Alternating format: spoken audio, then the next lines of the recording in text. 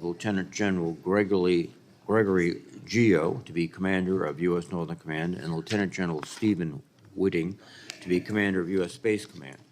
Gentlemen, thank you for your decades of service to the nation, and congratulations. General Guillot, I would like to welcome your wife, Carolyn, daughter Elizabeth, and son Mark, who I know is proudly watching his father. General Whiting, I'd like to welcome your wife, Tammy, daughter Allie, and the loved ones that are here today supporting your efforts. I think you've got your son, parents, and in-laws who are probably watching from afar, and also to commend them. We thank you, your families, for the continued support, because I think we all recognize no one serves alone, and their efforts and your efforts have brought us to this day. I'd also like to note that you're both graduates of the Air Force Academy, class of 1989, and despite that, we're holding this hearing. And I'm sure many of your classmates are cheering you all from afar. I will at this point ask that the remainder of my statement be included in the record and yield to Senator Wick for his opening remarks. We've started early, and we start the floor procedures about 10, so we want to expedite as much as we can. Thank you very much, gentlemen. Thank you, Mr. Chairman, and I too welcome these witnesses and their families and friends. We look forward to an excellent question and answer session today, and as the chair has indicated, we have much to do on the floor, and so I will ask that my statement be included in its entirety in the record at this point. Well, let me first recognize General Guillot for your opening statement, and then General Whiting. General Guillot, please. Could you turn your microphone on, please, General, and bring it as close as possible? Okay. Chairman Reed, Ranking Member Wicker, and distinguished members of the committee, thank you for the opportunity to appear today.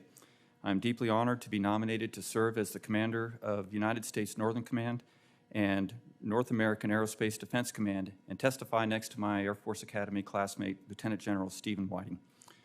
I'd like to begin by thanking President Biden, Secretary Austin, and Chairman Milley for their trust and confidence, and I'm grateful to the Canadian leadership for their endorsement of my nomination as well. I'd also like to thank General Glenn Van Herk and his wife Marilyn for their tremendous 36 years of service and example. I would not be here without the constant support of my family. Caroline, my incredible wife of 34 years, and our daughter Elizabeth, a cyber policy professional, are here with me today. Our son Mark can't be here as he's pursuing a bachelor's in nursing, and he better be in class right now. Caroline has held our family together through countless deployments and 20 moves and developed our children into outstanding young adults. All three are not only supportive of me and those with whom I serve and their families, but also strongly support our mission. For the last 34 years, I've served alongside extraordinary Americans, allies, and partners across the globe. During that time, I've been fortunate to learn from the finest leaders, mentors, non-commissioned officers, and troops in the world.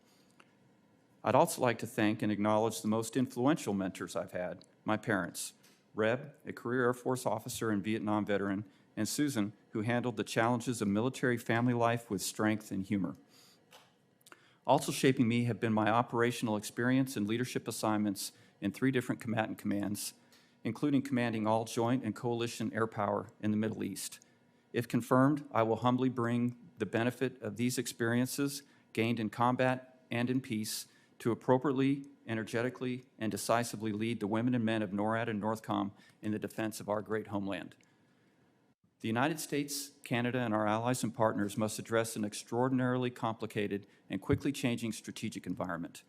Competitors can hold North America at risk in multiple domains and are increasing both their capability and capacity to strike the homeland at a rate far exceeding the pace seen just a few years ago. While NORAD and NORTHCOM are distinct commands, they share complementary missions that are more vital today than ever. The success of both commands in defending the homeland is only possible with strong interagency collaboration as well as close alliances and partnerships. If confirmed, I will remain committed to expanding those already strong relationships in order to ensure the command's constant readiness to deter aggression and defend our nation. I will also commit to establishing and maintaining partnerships with the National Guard Bureau, state, interagency partners to conduct NORTHCOM's vital defense support of civil authorities' role during catastrophic disasters and other periods of national need. Likewise, if confirmed, I will be a strong advocate for ongoing NORAD and NORTHCOM efforts to improve domain awareness and global integration of operations, plans, and data. Our competitors' advanced long-range weapons systems and delivery platforms pose challenges from within and even well beyond NORAD and NORTHCOM operational boundaries. Therefore, it will be important that I work closely with other combatant commanders to deliver an integrated, layered, and seamless defense of our homeland. Finally, if confirmed, I assure this committee that I will always provide my candid assessment and my best military judgment regarding NORAD and NORTHCOM missions. Homeland defense is fundamental mission of the Department of Defense, and I can think of no greater honor than being nominated to lead the commands responsible for that vital mission. Thank you for your support of the United States Armed Forces and for the honor of appearing before this committee. I look forward to answering your questions. Thank you very much, General Whiting, please. Chairman Reed, Ranking Member Wicker, thank you for the opportunity to appear before this committee and the American people today. I'm humbled to be the President's nominee to command United States Space Command. I'm grateful to the Secretary of Defense and the Chairman of the Joint Chiefs of Staff for their confidence and support. And I'm pleased to testify beside my U.S. Air Force Academy classmate and friend, Lieutenant General Greg Guillot. I also want to thank the current commander of U.S. Space Command, General Jim Dickinson, and his wife, Angie, for their leadership of the command over the past 3 years and their personal friendship to Tammy and I. I'm proud to have my family and some dear friends here with me today. First and foremost, my wife of 34 years. Tammy has been my best friend and greatest strength during 19 moves. She's an incredible wife, mom, friend, entrepreneur, and business owner. We also have our daughter, Allie, in attendance. She finished her master's degree last summer and is now a tech writer for a Silicon Valley software company, but living in Nashville, Tennessee. Supporting us in spirit are our son, Chase, and his wife, Olivia. Chase is a youth minister, also living in Nashville, and his terrific wife, Olivia, is a first-grade public school teacher there in the Nashville schools. Chase had previously committed to accompanying the members of his youth group to support a church overseas, and he is appropriately taking care of those kids and ensuring they get back to the United States safely. Tammy and I are immensely proud of our children and the role they have played in our military career. Joining us virtually are my parents, Larry and Helen Whiting. My dad was also a career Air Force officer and Vietnam veteran, and my mom is a retired public school teacher from Mississippi. My in-laws, Ken and Joan Pressler, are also joining us virtually, and Tammy's dad is also a retired Air Force officer. And Tammy's mom is simply the glue who holds our family together. Both sets of our parents have established legacies of service to and love of our country that Tammy and I try to live up to every day. Finally, we have 5 dear friends with us today, who have adopted us along the way. David and Carmen Bell, Steve Watkins, and Missy and Levi Bonas. No doubt our military career has been undergirded by the strength and support of our family and friends, and thank you for allowing me to acknowledge them. Today, international space competition has become increasingly complex. China and Russia are rapidly fielding counter-space capabilities to disrupt our access to space, and China is swiftly making its own military forces space-enabled. These strategic competitors' irresponsible actions and assertive posturing have transformed space into a contested domain. All the while, space continues to become more congested as more and more actors, including commercial industry, are launching an increasing number of satellites to leverage the advantages space provides. The increasing complexity of our strategic competition in space has resulted in real threats to national space power and the critical infrastructure which supports it. U.S. Space Command's purpose is to protect U.S. interests by preserving freedom of action in space and providing critical support to the rest of the Joint Force, our allies, all while protecting the Joint Force and allied militaries from space-enabled attack. To say that more plainly, it is the moral responsibility of United States Space Command to ensure that the Joint Force, the nation, and our allies have access to the space capabilities they have become dependent on over the decades, and that they must have through all phases of conflict to be successful. If confirmed, I will ensure U.S. Space Command provides a formidable deterrent against potential adversary aggression while collaborating with the Joint Force, our allies, and partners. I will ensure the command is prepared to win in conflict through the employment of military space power and integrated trans-regional missile defense capabilities. And I will assure the command is postured to gain and maintain space superiority to assure freedom of action in space and to protect the joint force and our allies from the space capabilities of potential adversaries. The source of strength of any military formation is our people. Our joint space warfighters are the best in the world because of their expertise, dedication, and collective innovation. Leadership of America's military sons and daughters is a most sacred trust. If confirmed, it will be my distinct honor and solemn duty to lead the 18,000 patriots of U.S. Space Command. Distinguished members of the committee, thank you again for the opportunity to appear before you today, and I look forward to your questions. Thank you, General. Gentlemen, I have a series of questions that are asked of all nominees. You may respond appropriately together. Have you adhered to applicable laws and regulations governing conflicts of interest? Yes. Yes, Chairman. Have you assumed any duties or taken any actions that would appear to presume the outcome of the confirmation process? No, Chairman. No. Exercising our legislative and oversight responsibilities makes it important that this committee, its subcommittees, and other appropriate committees of Congress receive testimony, briefings, reports, records, and other information from the executive branch on a timely basis. Do you agree, if confirmed, to appear and testify before this committee when requested? Yes, Chairman. Yes. Do you agree, when asked before this committee, to give your personal views, even if your views differ from the administration? Yes, Chairman.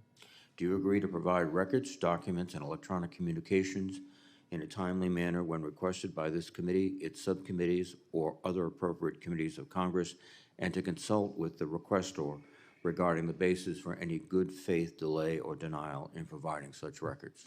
Yes, Chairman. Yes. Will you ensure that your staff complies with deadlines established by this committee for the production of reports, records, and other information, including timely responding to hearing questions for the record? Yes, Yes. Chairman. Will you cooperate in providing witnesses and briefers in response to congressional requests? Yes, Yes. Chairman. Will those witnesses and briefers be protected from reprisal for the testimony or briefings? Yes, Chairman. Thank you, gentlemen. General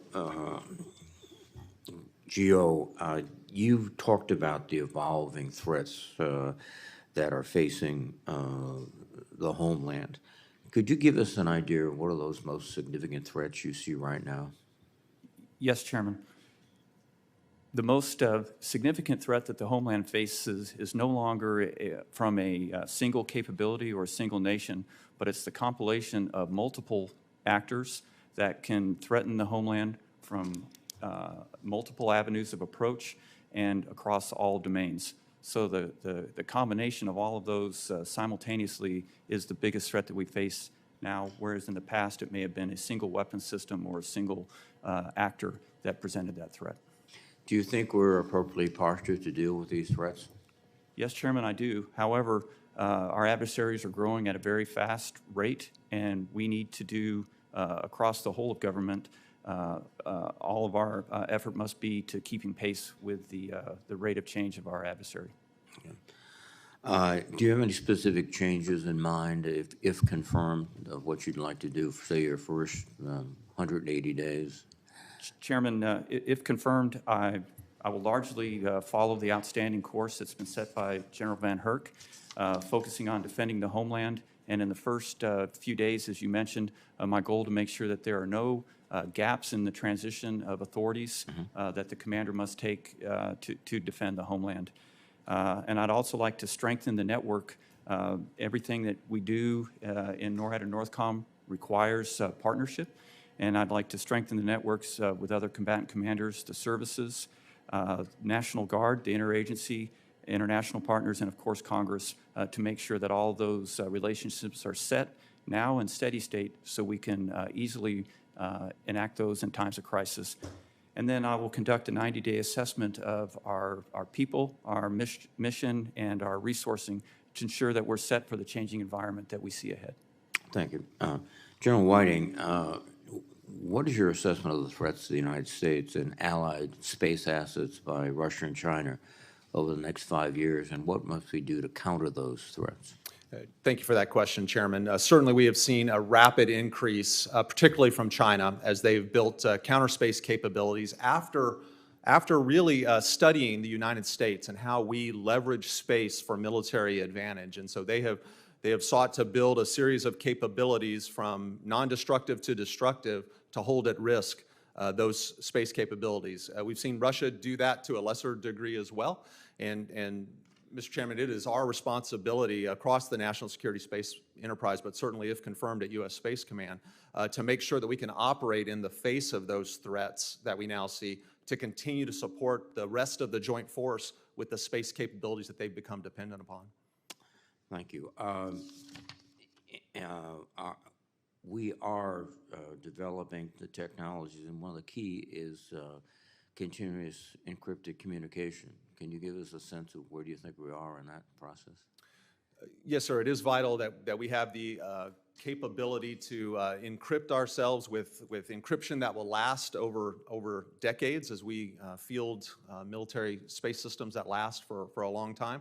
We want to make sure that that encryption does not become compromised by other countries potentially. And so it's a very important partnership, Mr. Chairman, that we have with the National Security Agency. And if confirmed, I would ensure that we continue to work requirements that laid into those requirement sets that requirement, so that we don't end up in a position where another country could compromise our communications. Thank you. General Guillot, the issue of fentanyl crossing the Mexican border is one that's a serious crisis in the United States today. You are already, your command is in communication and cooperation with Mexican authorities, the Mexican Army, Mexican Navy. How do you believe you can leverage those military forces to be more effective in disrupting this trade in fentanyl? Chairman, the drug threat that you mentioned is acute, it's significant, and it's serious. And NORTHCOM's role is, as part of a whole-of-government effort, NORTHCOM provides direct support to the lead law enforcement agency to attack these networks. If I'm confirmed, due to the importance of this mission, as soon as possible after the change of command, I will go down to the southern border and meet with all of not only the U.S. military that are in support of the lead law enforcement agencies, but also with the interagency, the intel community, and the Mexican military partners that we have. During that time, I'll make an effort to gain a greater operational understanding, and then I will draw an assessment on how we can optimize our support to get after this very serious problem. Thank you. Thank you both, gentlemen. Senator Wicker, please. Thank you, Mr. Chairman, and thank you, gentlemen. General Guillot, I was going to ask the very question that our chairman just asked about the fentanyl crisis. I view it as a very serious matter, and so please understand from the chair and the ranking member where we rank that issue. Let me ask you, you mentioned domain awareness in your opening statement. We're not where we need to be in domain awareness, are we? Senator, I agree.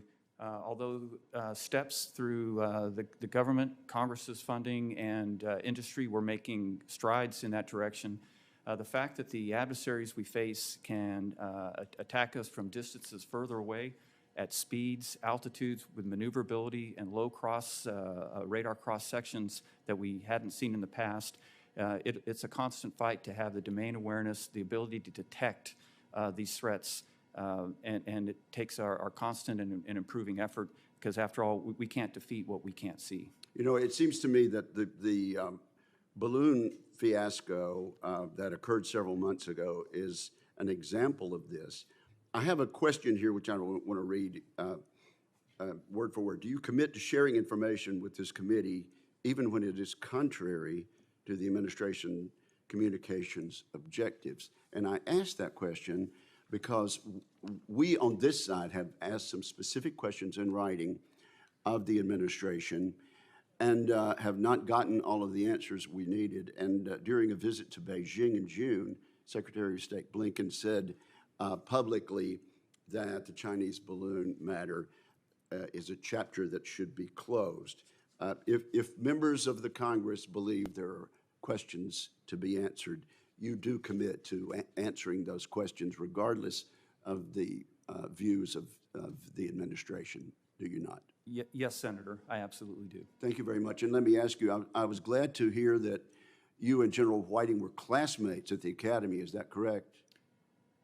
Yes, Senator, although I think he graduated much higher in the order of merit than I Well, did. I was going to ask about that. Did you find that his excellent high school education at Ocean Springs High School in Mississippi gave him a leg up over most of the other? Senator, I have no doubt that was the springboard. Okay, thank you very much. I think you're well on your way to confirmation. General Whiting, you're going to be giving up some of your more commercial duties from your predecessor and moving them over to the Department of Commerce as far as space situational awareness. Tell us about that. And I understand you think that's a good idea and that Congress made the correct move there. Ranking Member, thank you for that question. It's a really important issue. Today, the Space Force provides space situational awareness to the entire world, really. But we do that for non-military purposes. But under your leadership and the actions of Congress, that civil portion of that responsibility is now transferring to the Department of Commerce. And they are very willing partners in that. And we are working a plan with them that over the next couple of years, they will take on that non-military responsibility. And that will free up capacity inside of our military formations to focus on the military unique responsibilities that we have. So we really appreciate that leadership from the Congress and the work of Department of Commerce to take that on. Okay, now I want to ask a question that will require a relatively brief answer, but then I'll ask you to supplement it on the record. Let's war game in what we can do publicly. Let's say that the Communist Party of China under Xi Jinping decides to invade their neighbor Taiwan. There will be a battle in space almost immediately. Is that correct? Sir, I agree. We think the opening shots of such a war could happen in space or cyber. Okay. What I'd like for you to do, and I know you only got 38 seconds to speak, but if you could sort of give us an overview briefly and then supplement your answer on the record, sir. Yes, sir. Because the People's Republic of China has studied how we use space, we do expect that they would try to inhibit our ability to use space the way we would prefer to across the joint force. And Senator, if it's good with you, I'll take you up on your offer and provide additional details. Absolutely, yes, because it's quite complex and requires more than 5 minutes even. Thank you, and thank you, Mr. Chairman. Thank you, Senator Wicker. Senator Shaheen, please. Thank you. Congratulations to both of you and your families. Thank you for your willingness to continue to serve this country. Senator Wicker raised the move of the Office of Space Commerce to the Department of Commerce, General Whiting. As a member of the Appropriations Committee, I remember there was some controversy at the time about that decision and a question about whether that was actually going to work. Can you tell us how that's working at this point?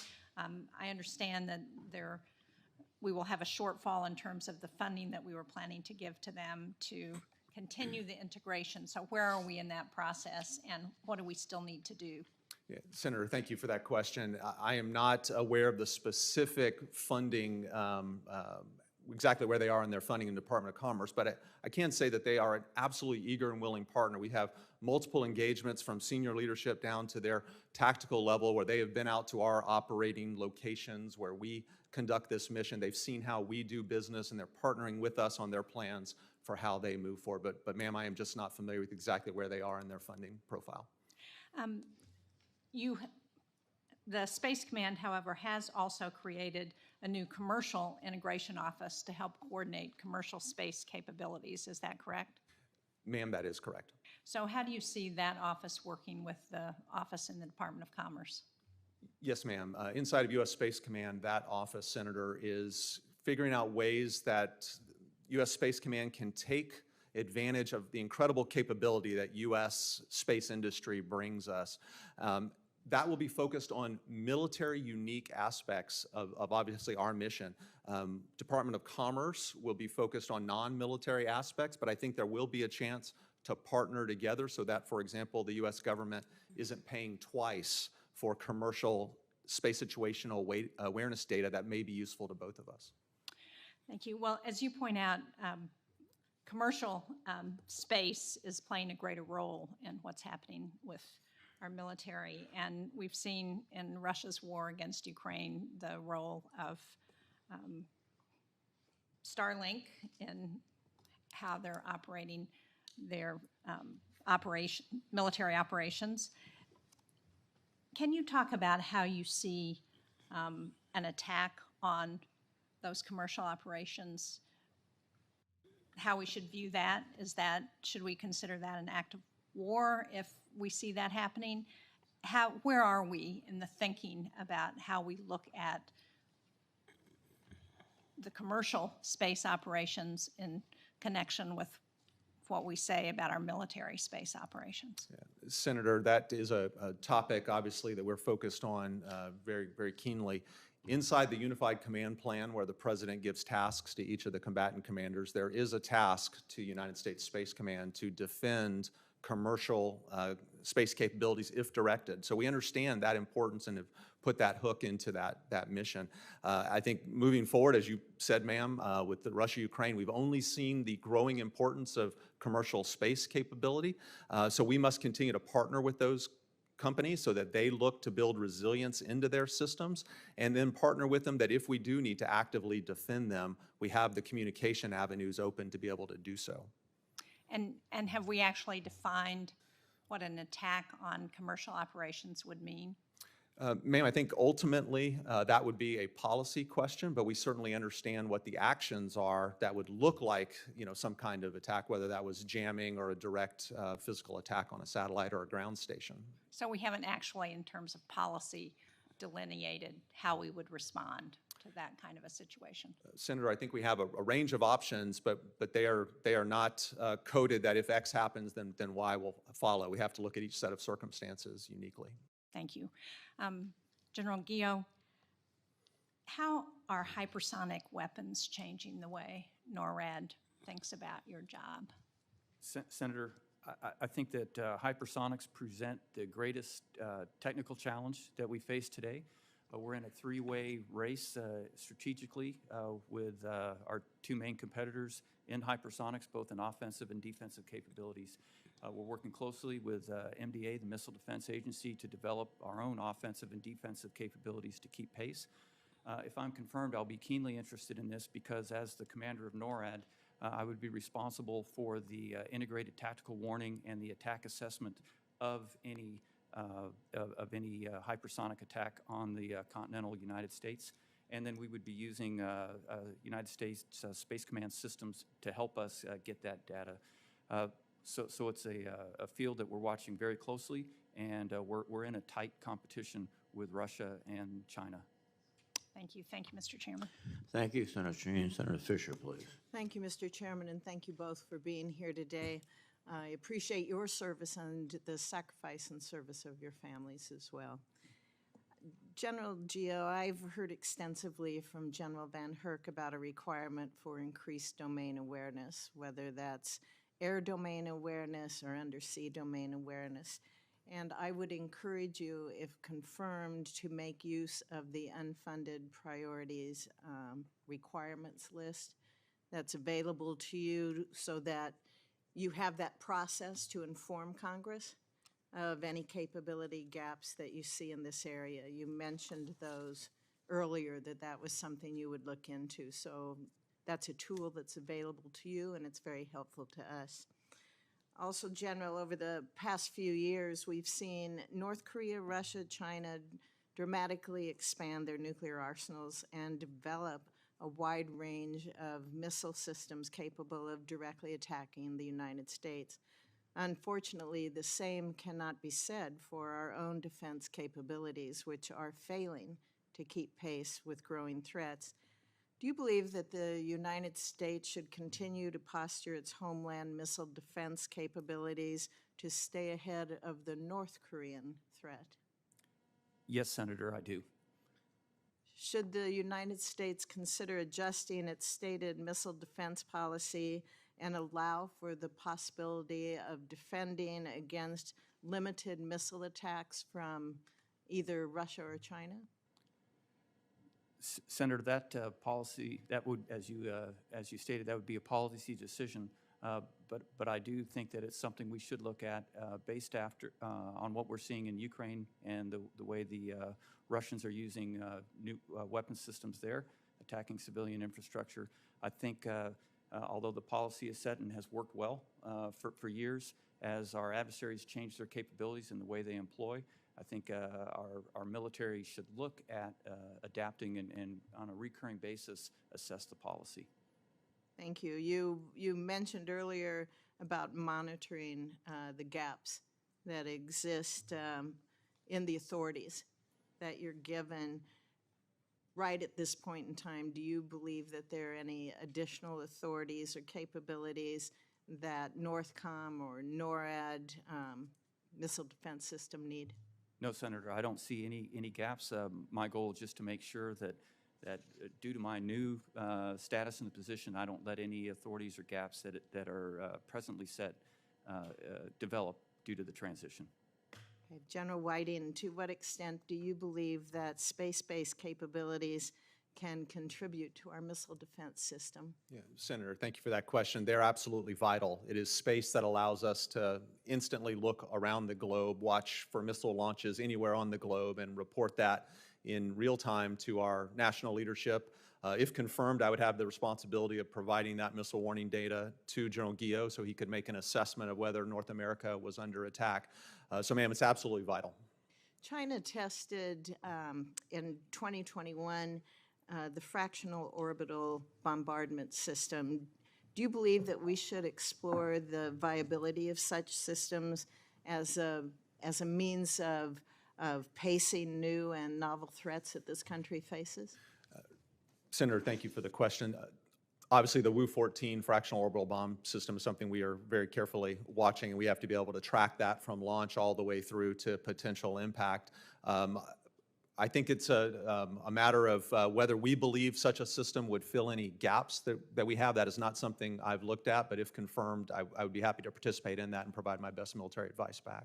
In this setting, can you tell us the concerns that you may have with not just the abilities that Russia and China currently have, but the direction that they are headed that we are aware of, and how we are preparing to defend against that, to counter it? Yes, Senator. Certainly, I mentioned that China in particular has rapidly increased their counter-space capabilities, but we also see them making the rest of their military forces more space-enabled to be more precise and more lethal. So it's important that we as a nation have a range of capabilities where we can integrate intelligence, command and control, offense, defense, cyber, joint fires to make sure that we can protect our joint force from those space-enabled capabilities that they're developing. And they have dual-use platforms as well, correct? That's correct, ma'am. We assume anything commercial is dual use from the PRC. Okay, thank you very much. Thank you. Thank you, Senator Fisher. Senator Kane, please. Thank you, Mr. Chair, and thank you to our nominees for your service. I look forward to supporting your nominations.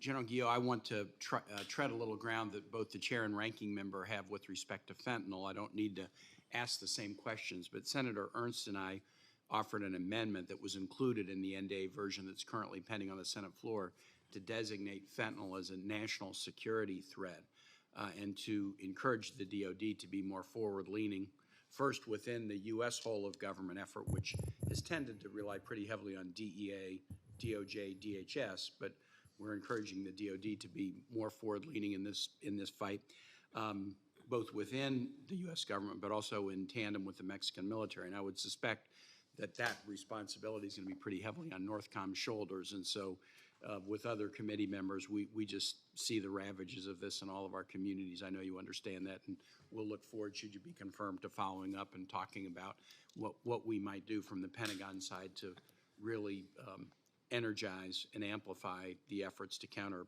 fentanyl coming into the United States. General Whiting, I want to ask you a question about Space Command and our allies.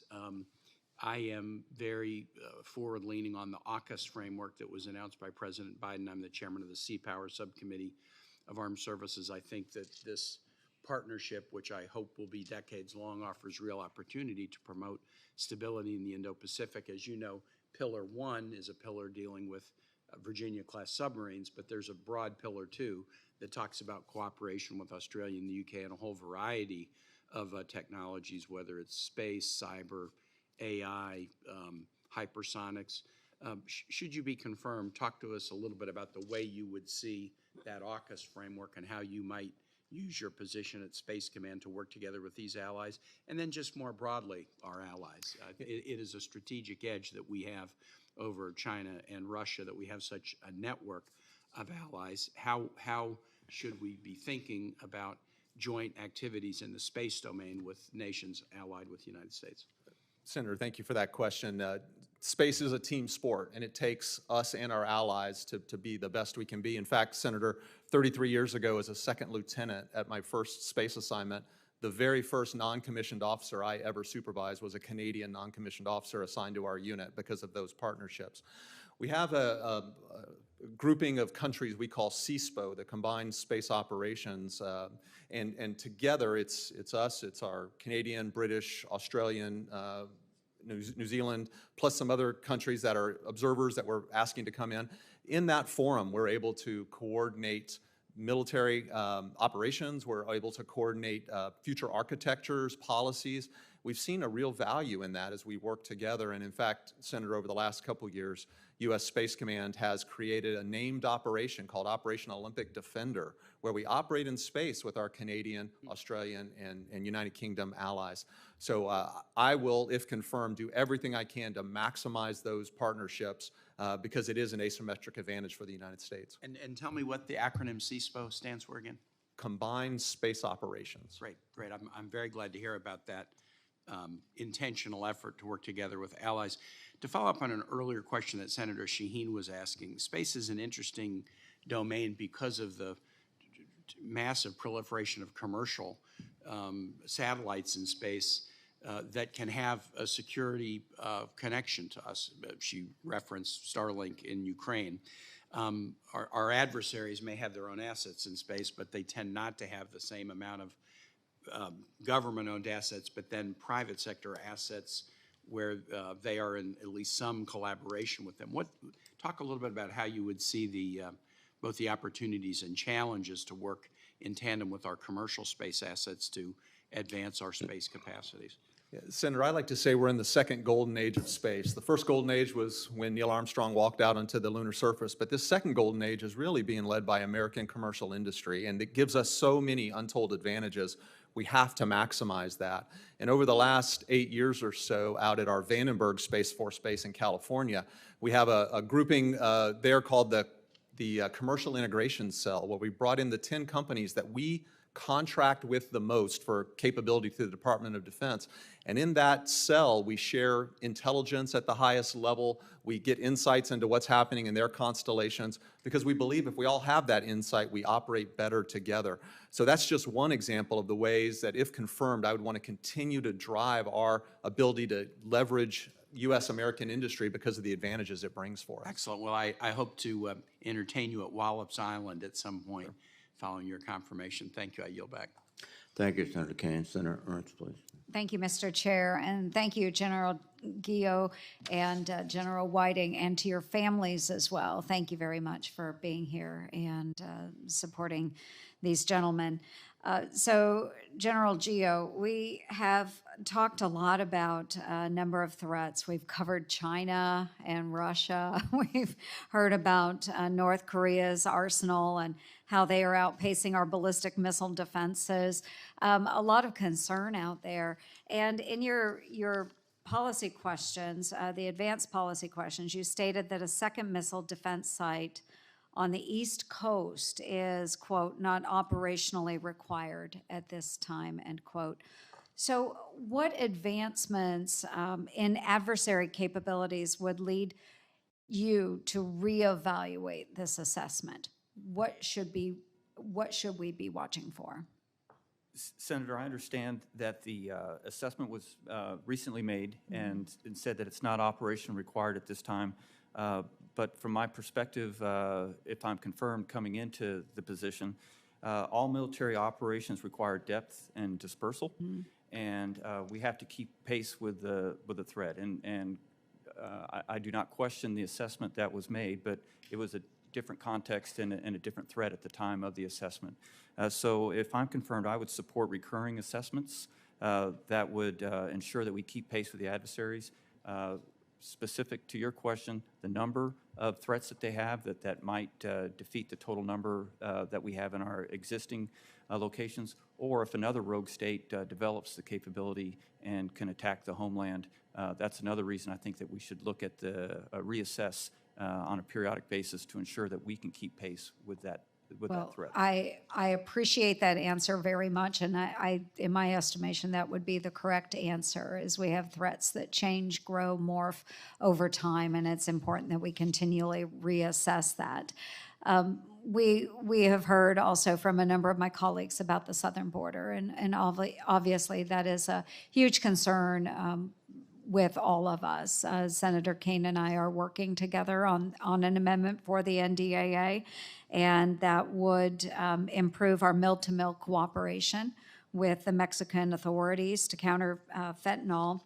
And we've also seen a number of National Guard troops that we have used on our southern border, and I'd like to focus on that just for a second.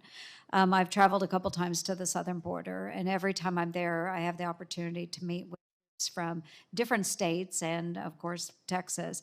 Those that are assisting with the civil authorities, I think we have about 2,500 National Guard. So how does defense support to civil authorities fit in those priorities as commander? Senator, it's right at the top, because border security is national security, and national security is a key element of homeland defense. And so what you just described would be in the number one priority that I think the command would have if I'm confirmed. And strong support within the authorities given by the Secretary of Defense to Department of Homeland Security would be a top priority of mine. Very good. And how would we use those reserve forces, whether it's National Guard or reserve units? How can we continue to support the mission without hurting their readiness?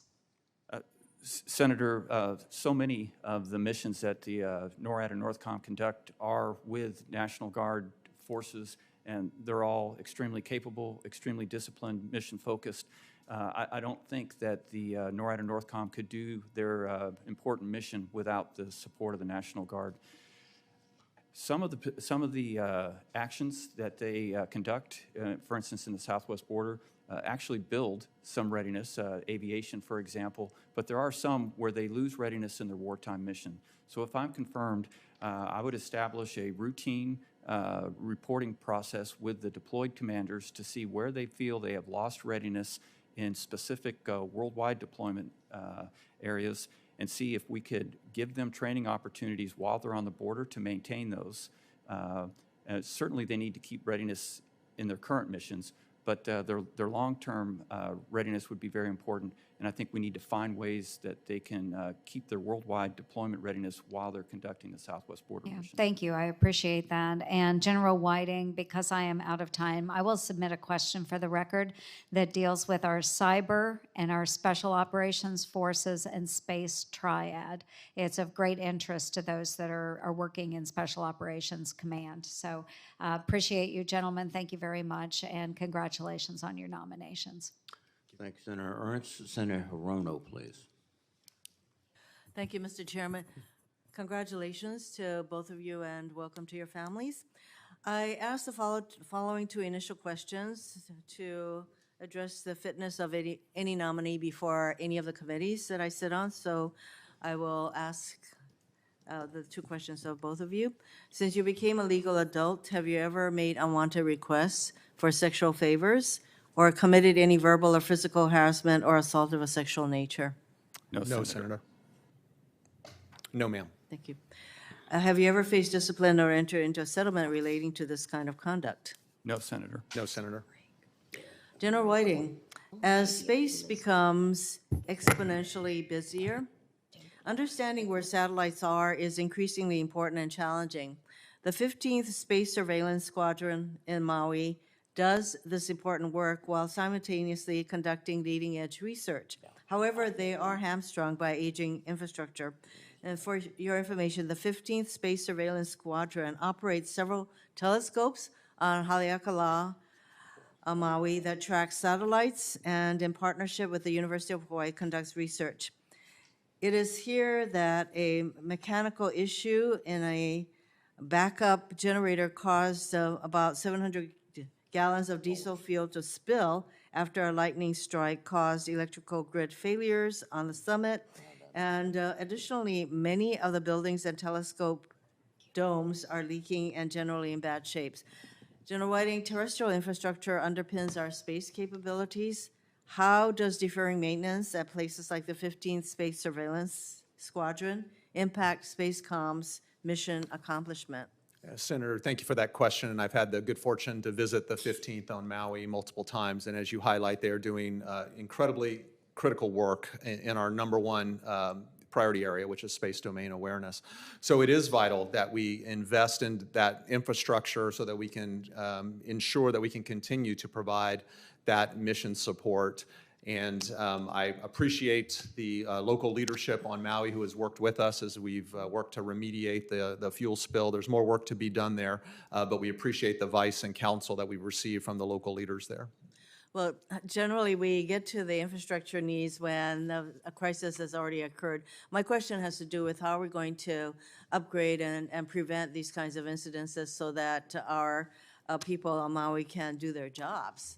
So I don't think we've put enough emphasis on the need for repairing and maintaining our infrastructure across the DoD, and Spacecom is included in that. So I would request, should you be confirmed, that there be a review and assessment of the infrastructure needs for your command. Yeah, Senator, thank you, and I do commit to that. And there is right now an effort going on to assess all of our infrastructure across my current command, Space Operations Command, and specifically tie it to our readiness standards. That work is ongoing and will complete here over the next year or two. But ma'am, I absolutely commit to the review you requested. Thank you. And again, for you, if confirmed, you will assume responsibilities as the Global Sensor Manager for Missile Defense. Do you believe current missile defense policies reflect all global threats and adequately encompass rapidly changing missile technologies? And if confirmed, you will be responsible for missile warning segment sensors and in part for the DoD's space-based command and control systems. Do you think that these acquisition programs, including the dual-use radar requested in this year's budget for Hawaii, are on track and will meet your requirements? Senator, I think those are critical programs that we have to watch very carefully. It is vital that we continue to provide global missile warning and missile defense capabilities. If confirmed, I will provide my best military advice after looking into those specific programs. I think we have the right investments, but we've got to make sure we execute on the program successfully now. I've had concerns about missile defense for Hawaii, and as you probably know, HDRH Hawaii was on track, but it is no longer, and so we're looking for some other ways that we are going to make sure that there is a missile warning system that will protect Hawaii. And that also includes some responsibility that you have, General Guillot. So please, for both of you, I would very much appreciate your paying attention to the missile defense needs of Hawaii. Thank you, Mr. Chairman. Thank you, Senator Hirono. Senator Sullivan, please. Thank you, Mr. Chairman. I want to congratulate both of you gentlemen and your families. I appreciated very much your comments about your families in your opening statements. I think it's a great reminder to Americans that it's not just the people wearing the uniform, it's oftentimes the spouses and the kids behind them who, in my view, have a harder job. So, to them, thank you. General Guillot, you mentioned Canada, which I think might puzzle a lot of people. You have a unique command responsibility in terms of NORAD, which has to be nominated by the President and the Prime Minister. You want to just mention it very briefly? I have actually a couple questions about Canada. Yes, Senator. NORAD is a binational command with the United States and Canada, has been for 65 years, and 65 years of defending the homeland side by side. So Senator Kane mentioned the importance of our allies. I couldn't agree more. It's a giant strategic advantage to our national security. I do want to mention, and it's not always polite, but I'm going to do it here anyways. The Wall Street Journal on July 12th had an editorial entitled "Canada is a Military Free Rider in NATO." Mr. Chairman, I'd like to submit that for the record. And it goes on to talk about Ottawa's feeble commitment to the alliance at the Vilnius summit. They should have been put at the kids' table. I was actually at the Vilnius summit last week in NATO. Canada's not even close to its 2% commitment, and it was common knowledge that Prime Minister Trudeau was trying to water down the Vilnius commitment to 2% as a floor, all of which is incredibly disappointing. I hope the Canadians are watching your confirmation hearing. General, you'll be working closely with Canada if confirmed. Can you commit to this committee that you can have discussions with the Canadians and say, hey, look, when you're not supporting NATO, when you're not supporting missile defense for North America, it's actually harmful to the alliance. Americans get frustrated when our allies don't pull their weight. And with regard to NATO, Canada is not even close to pulling its weight. Can you commit to us to have those tough conversations, but important, with your Canadian counterparts? Yes, Senator, you can count on me to do that. Thank you. That's really important. You're both Air Force Academy grads, which is great. I'm sure the Air Force Academy is very proud. We're proud. It's awesome. As you know, the father of the Air Force, Billy Mitchell, had a very famous quote. He said, it was actually in front of an armed services hearing in 1935. He talked about one place that actually wasn't a state yet in America, and he called it the most strategic place in the world. Whoever holds this place literally holds the world. Okay, now you guys are Air Force Academy grads. That's the father of the U.S. Air Force. What place was Billy Mitchell referring to? Alaska, Senator. Alaska. General, are you good to go with that? I'm familiar with that, Alaska. Would you yes, sir. confirm that that was Alaska? Good. You passed the test. Thank you. Now, in all seriousness, two issues I just want to talk briefly about Alaska. We talked about domain awareness. General Van Herk's been great on domain awareness. But when it comes to domain awareness, whether it's hypersonics or cruise missiles or balloons, where are they? What's the avenue of approach if our adversaries are going to attack New York City, Miami, Chicago? It doesn't matter. Where are they coming through? Senator, almost any avenue of approach to the homeland comes over the Arctic. Right. So when we talk about domain awareness, where do we need to beef that up in particular? Senator, first and foremost, it needs to be the Arctic. So America's an Arctic nation because of what state? Alaska. So when you're Senator. talking about beefing up in the Arctic, you're talking about beefing up in Alaska, correct? Yes, sir, and to your previous point, to talk to our Canadian counterparts Yeah, about and placing hopefully they'll some- pay for that, right, some at some point. radars there as well. Yeah, they're not very good at paying for missile defense either, even though we protect the whole North American continent. Let me ask a final question. With regard to the Arctic, we have huge strategic interests as a country in the Arctic. Natural resources, transportation routes, strategic locations, mentioned the environment, people. The NORTHCOM commanders, in my experience, have gone from, you're the advocate for the Arctic, have gone from essentially disinterest when I got here 8 years ago to increasingly strong interest. I think General Van Herk's done a great job. And yet, the Pentagon has been the one agency in all of Washington, D.C. that, in my view, has kind of not really focused. So the reason America and our national security and even the Pentagon are now focusing in the Arctic is almost all from this committee, where we have put it every year in the NDAA, including this requirements. Hey, guys, wake up. Pentagon, wake up. We got big strategic interests in the Arctic. Last year, Senator King and I got the Arctic Security Initiative in. Pentagon fought that, by the way. Icebreakers, ports in Nome, all these presents resources, issues we put in, not the Pentagon. So can I get your commitment to work with this committee to be 110% focused on the Arctic? To be honest, it's been a little tiring to have to go to the Pentagon and say, hey guys, focus here. Well, we're not really focused here. Then we put it into law. It would be better if you guys could help us. And again, General Van Herk's been great, but can you continue that commitment to work with this committee on the critical issues in the Arctic, particularly as it deals with Russia and China? Senator, you have my commitment. Thank you. Thank you, Mr. Chairman. Thank you, Senator Sullivan. Senator King, please. Well, first, I want to associate myself with that series of questions about the Arctic. It was a question of whether or not Senator Sullivan and I, who would go first to ask the Arctic questions. He's asked them.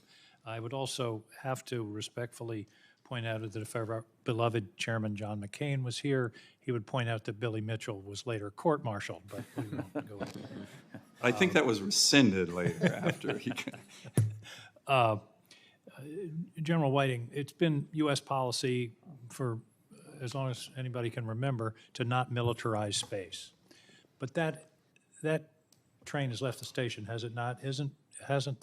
Haven't the Chinese and to a lesser extent the Russians developed the capacity for offensive weapons in space? Senator, they absolutely have.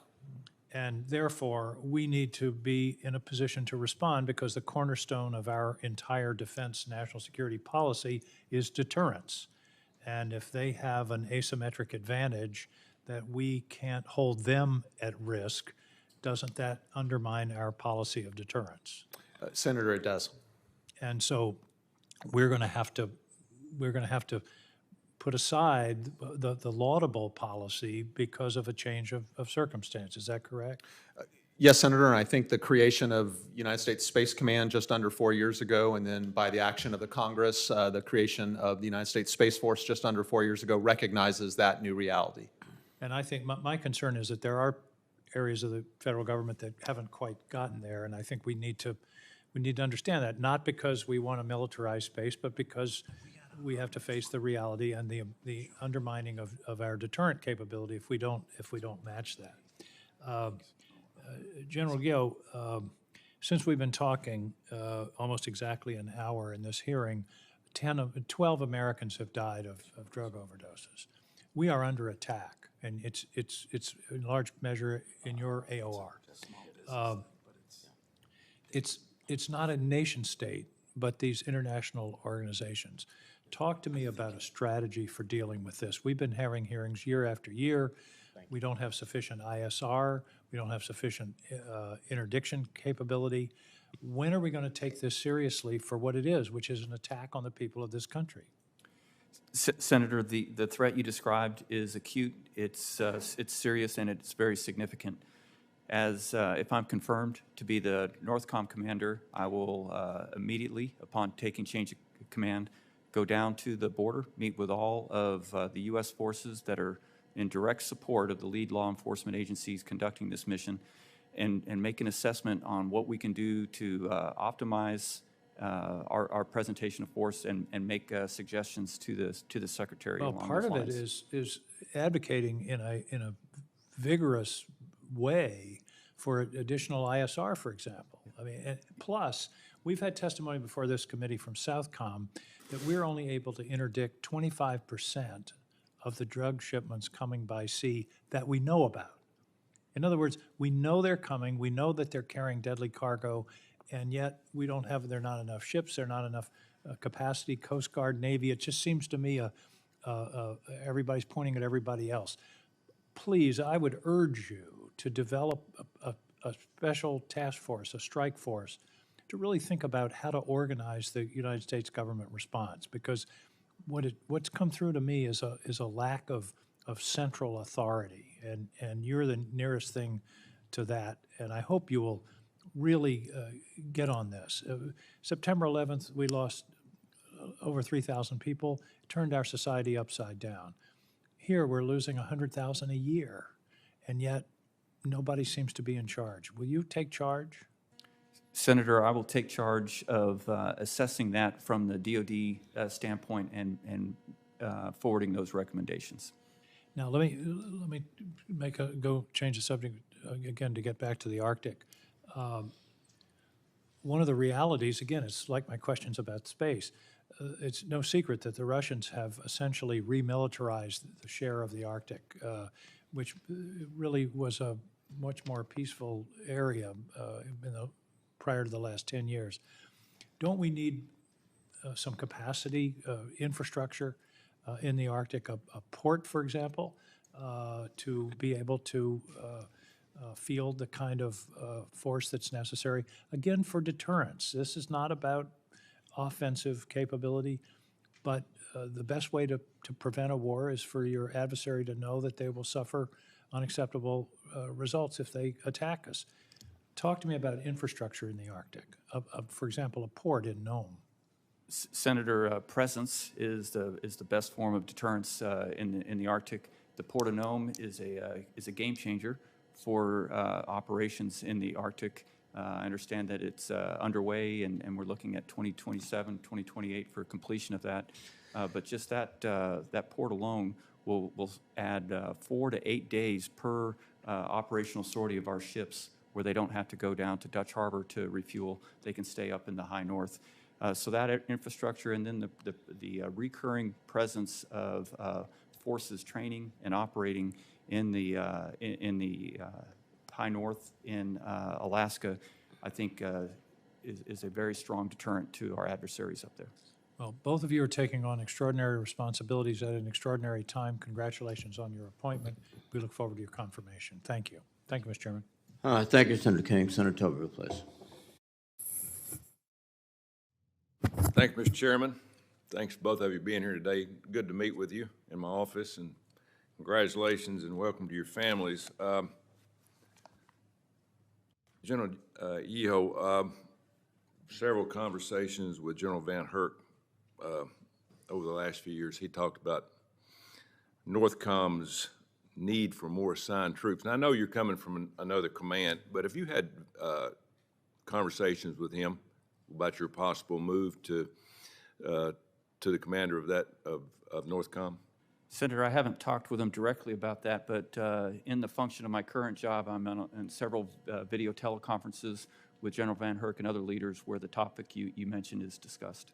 Yeah, I would hope you'd get back with me on that once you're assigned to that, and let us know what we need to do to help. As you've heard today, a lot of questions have been about certain things that's killing our people in this country and not overseas. So thank you for that. General Whiting, I'm not going to make a long dissertation about this, but of course, Space Command is very new, and we in Alabama and Huntsville are excited about Space Command being assigned to Huntsville and Redstone Arsenal after 21 different criteria. A lot of things were gone through and with a fine-tooth comb, and we were excited about that. But you know, unfortunately, politics has got involved, and that's not you. But you know, for a few months now, I've heard nothing but because of some things that I'm involved in about readiness of our military. It's been 3 years, and we do not have a permanent home yet for Space Command, and it's a shame that we've gotten into politics. Of course, it's moved slow up here, but even for Washington, it's very slow for this to have happened, to us have a permanent home for Space Command. So hopefully we get that done in the near future. But I'd like to ask you a couple of questions. How's Space Command doing in regard to its workforce? I know you've been there for a while, and what do we need to do to improve? Because it's very new to our country and for the world. Yeah, thank you, Senator. I appreciate you highlighting our workforce, because despite the incredible space capabilities and satellites we bring and our rockets, it is our people that are our most critical asset. And we have to ensure as a nation that we have military and civilian who want to join our space enterprise, national security space enterprise, and are willing to be a part of that. So I think it's important that we invest in those STEM activities that inspire our young men and women to join into space. And then I think we have a unique opportunity, given all the great things that commercial industry and NASA are doing right now, to leverage that excitement to bring these young men and women into our organizations. How big a role does cyber play in SpaceCom, and what are we doing to make sure that we we have enough. One of my sons is in cyber, and but it's very new and it's very complicated. What are we doing to make sure we have enough people to be involved in what we do in Space Command through cyber? Senator, I like to say that the soft underbelly of our space capabilities is cyber, because our networks, our space networks, truly are global in nature, but they also reach out to 22,000 miles above the Earth's surface to geosynchronous orbit. And that creates a lot of novel cyber attack surface. And so while potential adversaries like Russia and China could attack us in the space domain directly, they would rather attack us in the cyber domain because it's cheaper for them and it's harder for us to attribute. So we must work, if confirmed, I must work with the services, and in particular U.S. Space Force, to execute the excellent plan they've laid in place to pivot hundreds of Guardians into the cyber defense workforce to defend our space capabilities from cyber attack. Have we done any studies to where we stand with other countries, even our allies, in terms of cyber, the education part? Where do we stand? We good, bad, indifferent? Senator, I believe the United States is at the absolute forefront of cyber capability, and if confirmed, I would look to work with U.S. Cyber Command on ensuring that we're leveraging all of that partnership work they do with others to best defend U.S. Space Command in the cyber domain. One last question. What's our top threat in space theater right now? What would be your thoughts?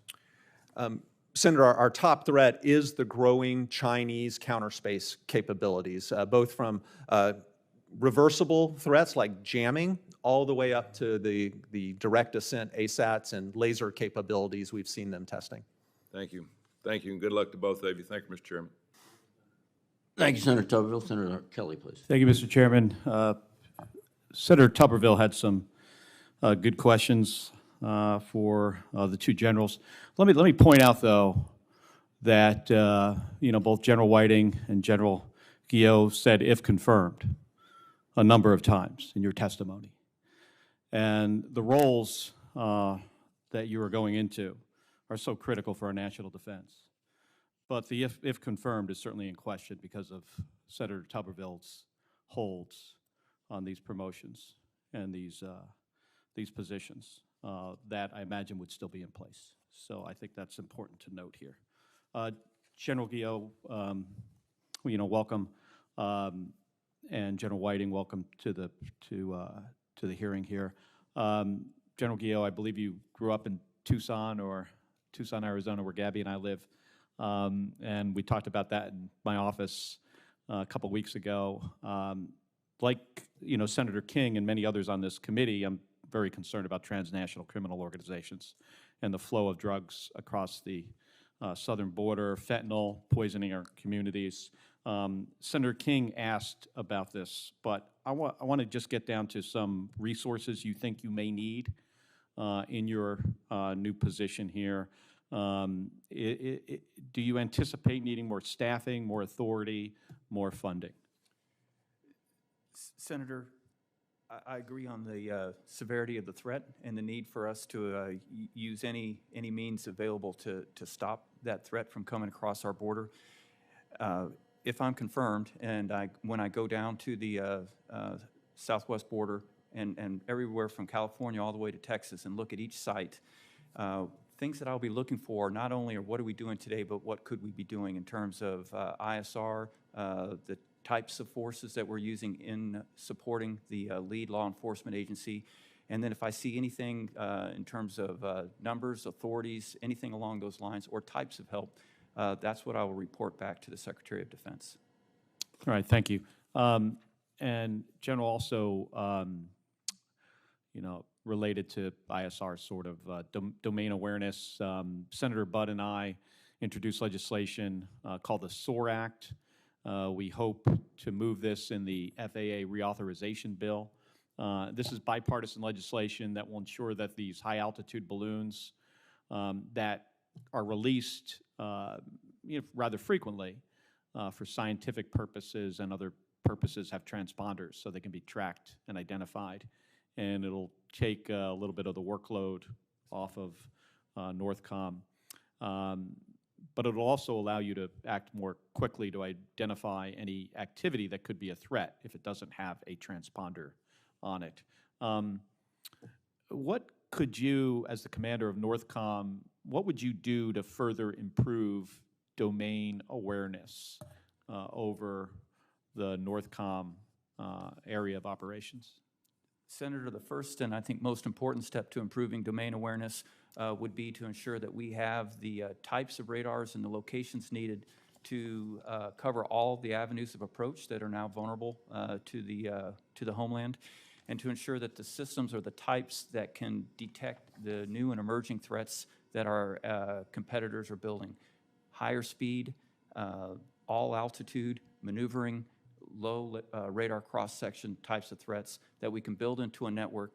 And the next important step, Senator, would be to bring all those back to our command center on a single pane of glass that we can not only look at in NORAD and NORTHCOM's headquarters, but share with all the other combatant commands like EUCOM and INDOPACOM, so it's a seamless picture of the threats that we face across all combatant commands. All right, thank you.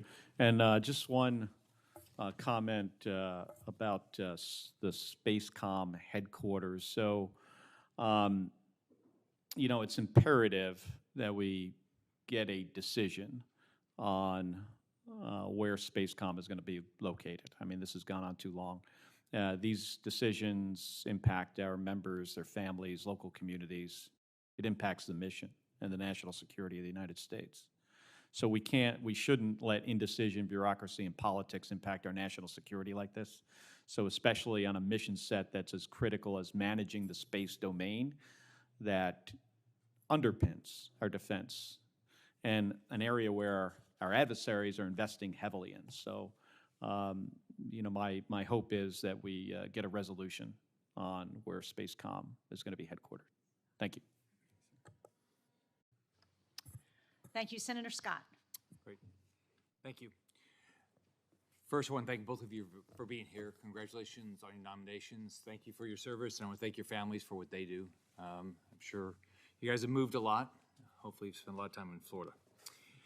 Communist China, Russia, North Korea, Iran, and other terrorist groups want to harm the United States at any cost in any way they can.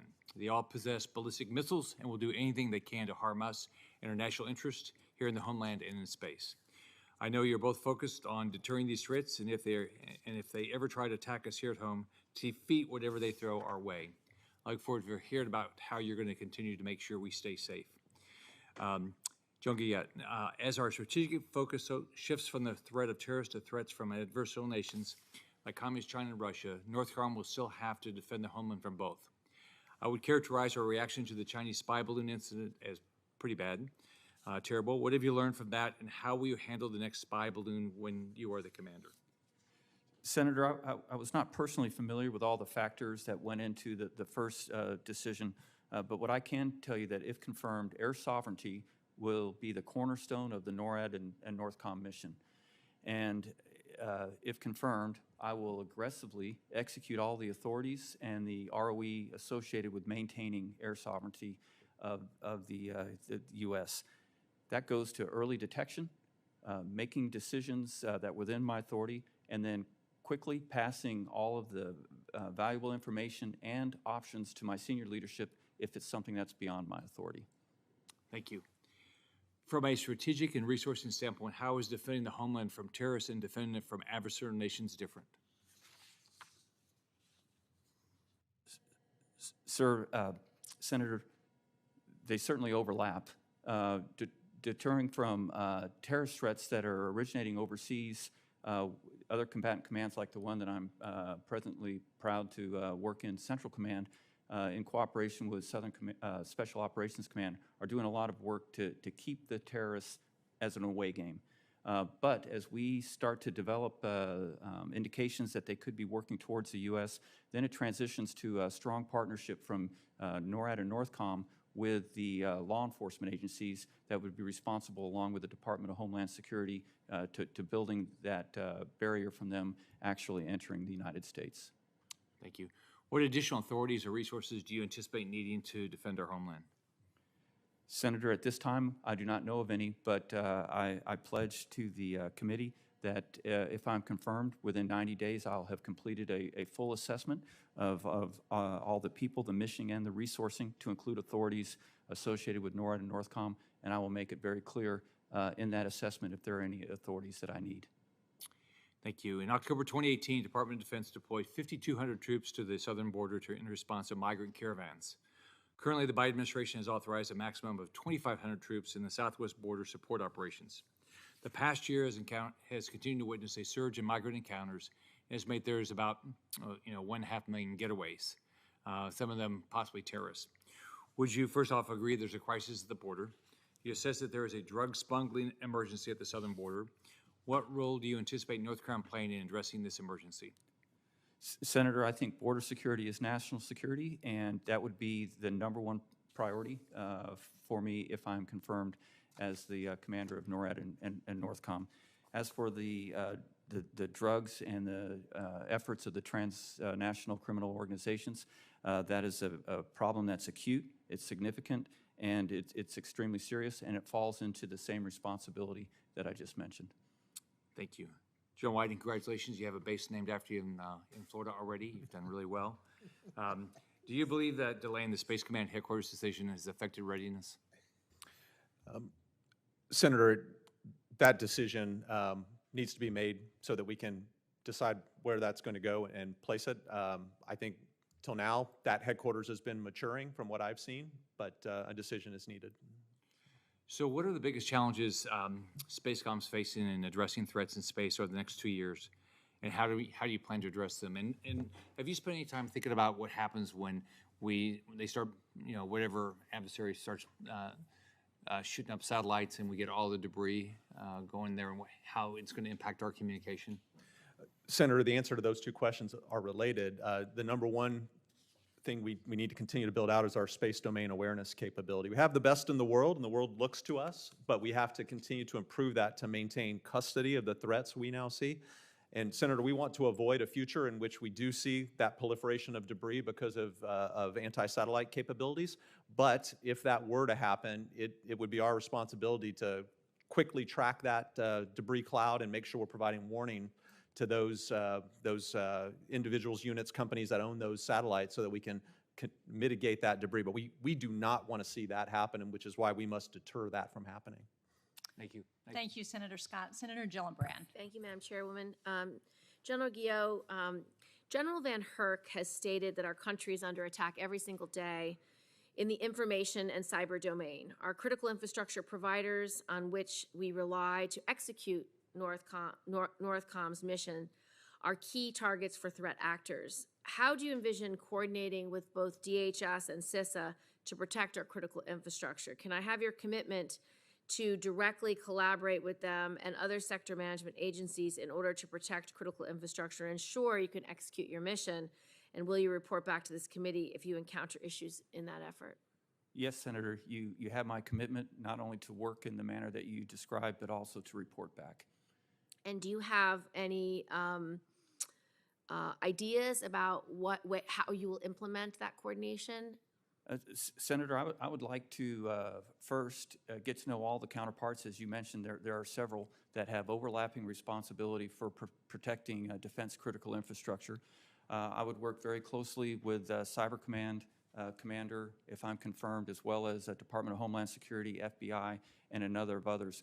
But more than just meeting them and talking to them, I'd like to propose with them a series of high-level tabletop exercises that really push and pull at the seams of where one's authorities may start and another agencies may stop, because there's a lot of gray area in critical infrastructure. If it's owned and operated by DoD, if it has heavy DoD influence in our mission. And I think that we need to have strong exercises and discussions that are really going to pull at those seams to ensure that they can hold during a crisis. I would urge you to do those tabletop exercises. We do tabletop exercises with regard to China, with regard to Taiwan, but the scenario of the first 3 months of that is almost all cyber. And so I want to know what you're going to do every day during that first 3 months, because it's not kinetic activity that you are going to be managing. It's going to be how do we make sure we can do the work we need to do if things escalate. So I it's agree, really Senator. important. I'm grateful that you're focused on that. We've talked in the hearing about domain awareness. One of our biggest challenges in domain awareness is the space between commercial airspace and space. And we saw that with the Chinese spy balloon.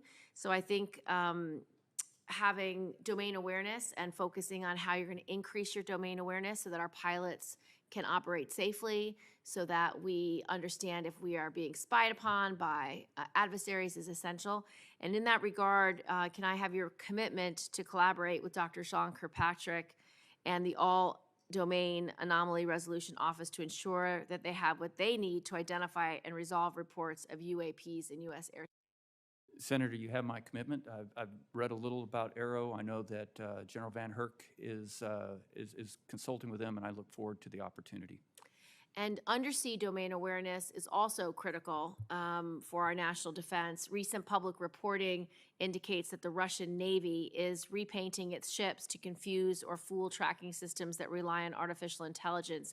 If confirmed, will you help this committee understand the complexity of ongoing threats and the ways that developing technology can help or hinder our defense systems? Yes, Senator, you have my commitment. Thank you.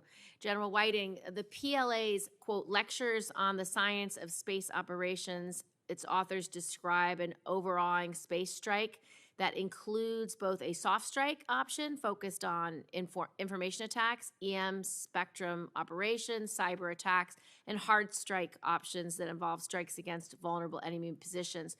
From your perspective, what are the miscalculation risks when a country's space studies documents include the execution of offensive strikes as part of their deterrence options?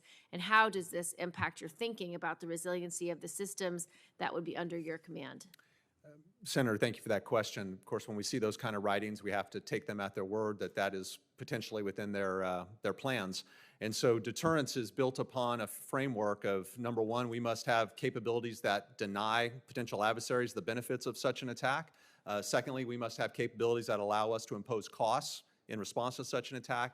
And then finally, that we have to clearly communicate that. So I support the effort of the Space Force to re-architect our current satellite constellations to be more resilient against those attacks, but we also need those range of options so that we can bring intel, cyber, offense, defense, command and control, joint fires together to also hold at risk those space capabilities of potential adversaries. Thank you.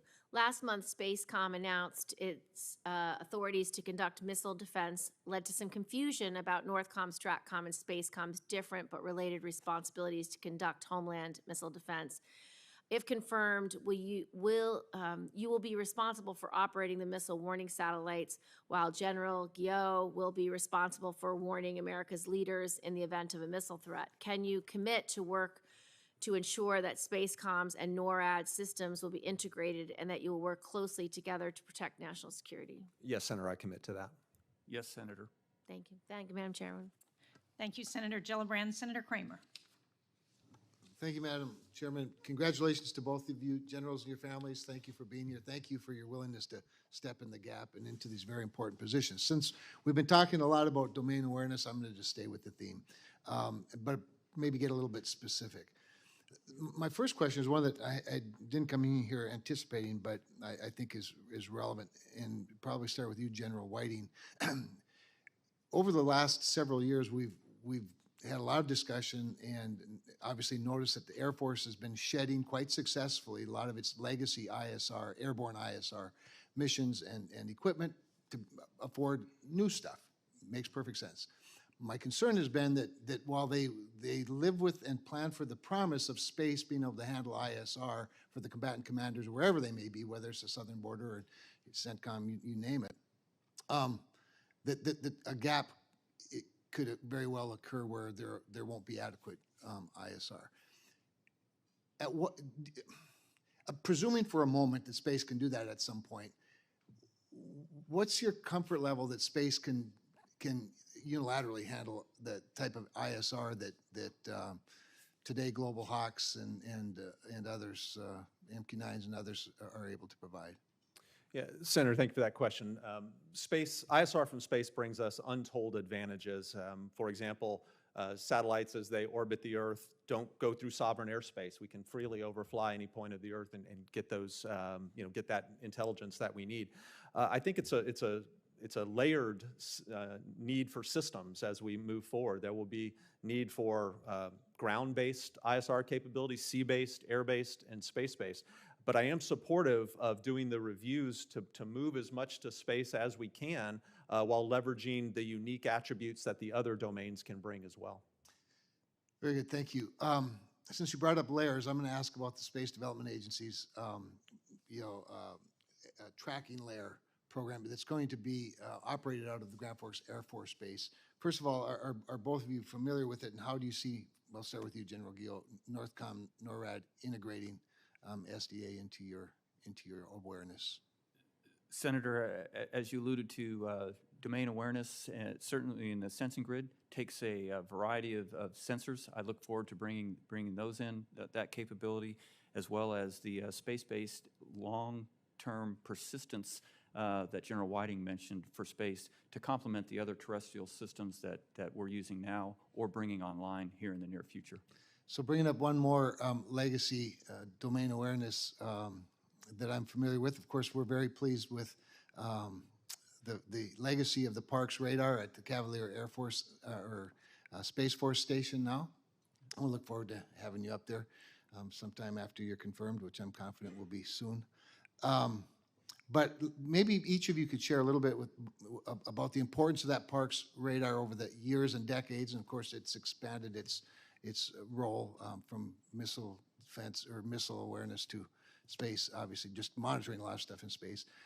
But that's one of those legacy systems that we don't know the lifespan of. What are the modernization opportunities, efforts? I'd just be interested in both of your opinions on Parks and its importance and how we can extend it. Senator, Parks at Cavalier is an essential part of the NORAD sensing grid that we've been talking about. And specifically, it provides the integrated tactical warning and attack assessment capability for the NORAD commander to use to decide if a threat is a threat to North America. So upgrading that radar and several just like it that we have across the network is extremely important to complement the new systems that are coming in to make sure that that sensing grid can reach out and get all types of threats in all domains. General Whiting. Senator, just building on that, I've had the good fortune to visit Cavalier multiple times during my career. Was just there last September, and General Guillot mentioned it's vital to our missile warning capabilities. But as you alluded to, it's also vital to our space domain awareness capabilities. Its unique position pointing north allows it to see all of our polar orbiting or all polar orbiting objects. And so it's just absolutely critical for us given its unique location and capabilities. And I expect we'll continue to need that going forward. Well, thank you to both of you. And I'm not going to test you the way that Senator Sullivan did, but we do think there's some other states that could be important to an Arctic mission as well. But we're all for Alaska too. Thank you. Thank you, Madam Chair. Thank you, Senator Kramer. Senator Blumenthal. Thanks, Madam Chair. Thank you to you both for your service and to your families as well. You're both graduates of the Air Force Academy, both class of 1989. Yes, sir. Must have been an outstanding class. You must have known each other there, correct? Known each other a long time. Yes, and sir. You've known each other since then and worked together. Yes, sir. So congratulations to you both. I want to talk a little bit about artificial intelligence. I'm learning about the immense and in many ways uncertain, unknown capabilities of AI in so many different areas, whether it's medicine or environmental concerns, talking about the military, particularly in space. Wonder if each of you could share your thoughts about how you think AI will impact the challenges and work ahead for each of you.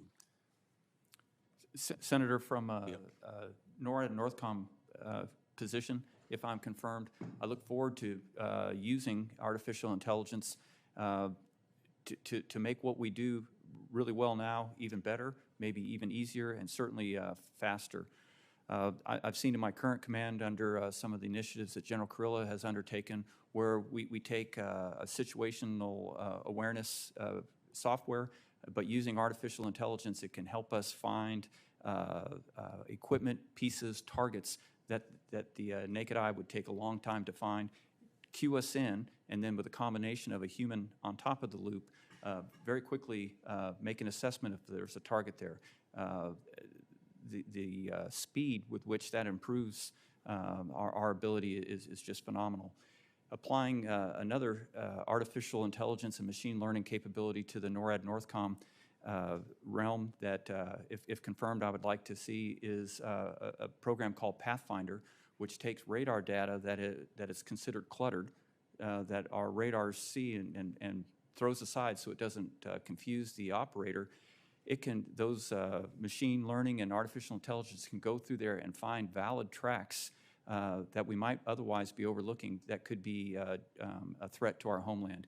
We've used, with NORAD and Northcom's permission, we've used those algorithms in the Middle East and run some of the one-way attack that we've had in Iraq and Syria, taken our radar files, run it through that algorithm, and we've been able to see the UAVs that attacked our positions that we couldn't see real time. So that's a couple of examples of ways that I would like to use artificial intelligence and machine learning to enhance the NORAD Northcom mission if I'm confirmed.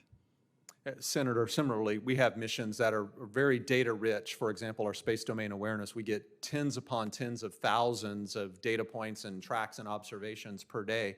And today it takes our humans kind of slogging through all of that to find what's most important, where are the threats, how do we maintain custody. But artificial intelligence and machine learning can help do that for us so we can stop the humans doing the rote work and elevate them to the more higher cognitive work to focus on those threats and what should we be doing about them. So it's an important capability for us, Senator. The work that you've described is, in very simplistic layman's terms, screening of information and, in effect, organizing it, making use of, as you say, reams of data. Do you anticipate at some point turning decisions over to artificial intelligence? In other words, there has been discussion about how decision-making by artificial intelligence could be made autonomous, that machine learning could be in control more than it is now. Senator, I'll certainly look at that in the future, but at this time, I do not see a place where we would take the human off the loop of an important decision. I think it's much better to use those tools to help us with our decision-making and keep the human on the loop. I agree. Yeah, Senator, I agree with that as well, that right now our people are still vital for our decision-making, and we want to make sure that any decisions we do contemplate, perhaps looking at machines to make, that's all done in concert with the Department of Defense's ethical AI guidelines.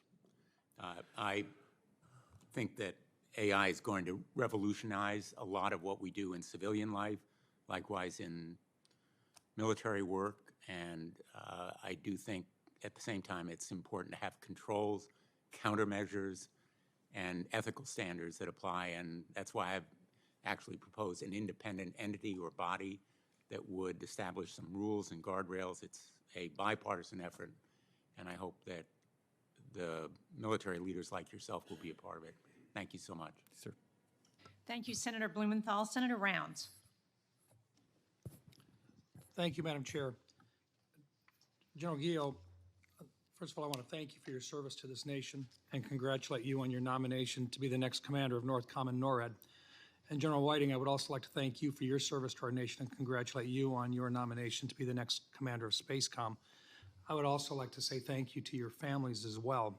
As you noted, when you have to move, the family moves with you. When you're deployed and they're not with you, that is a sacrifice which they also make. And I would like to thank your families as well for their service to our country. General Guillot and General Whiting, as you know, I've asked every single combatant commander this question with regard to the spectrum.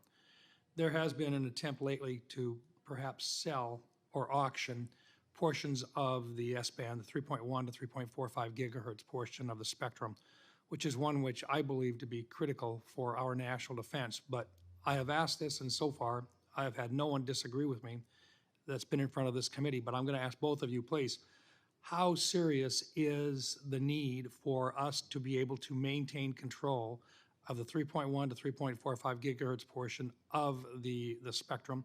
And how do you view that in your job? And are you aware of the different types of uses for that portion of the spectrum in the defense of our country? And I'll begin with General Guillot. Senator, I'm keenly aware of the impact that losing or sharing the 3.1 to 3.45 gigahertz range of the spectrum would bring to the Homeland Defense mission. For example, 3 of the key capabilities that, if confirmed, I would rely upon for Homeland Defense: AWACS, the Aegis cruisers, and the new long-range discrimination radar, which is critical to defeating the North Korean ballistic missile threat, all operate in that range. While I understand that there is a study ongoing, and I look forward to seeing the results of that study, and at that time I'll make my final recommendations, my initial position is that it would have a very significant and damaging effect on Homeland Defense to either lose or have to share that range. Thank you. General Whiting? Sir, I completely agree with General Guillot that if this study comes back and says that there will be an impact, we absolutely cannot have a loss of operational capability, and we need to make sure that that doesn't happen. Are you aware if our adversaries could choose a portion of the spectrum that would impact our national defense, would this be one of those areas that they would love to see us have a reduction in our capabilities in terms of their ability to find ways to aggressively get into the North American air defense area? Senator, our adversaries are very good at knowing what parts of the spectrum we rely upon and trying to take that away from us. So it would not surprise me at all. General Whiting? Sir, I agree with that. Thank you. Let me ask also, just with regard to cyber and the need for cyber protection, what do you think is the greatest threat that you see with regard to NORTHCOM and the use of cyber activity or the aggressive cyber activities that some of our adversaries are using right now?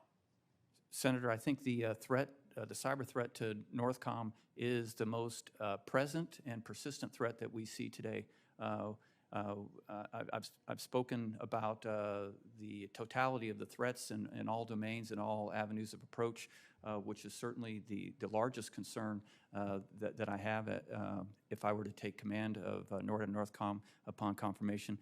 However, the threat that we see today and the most persistent is in cyber. Thank you. General Whiting, same question.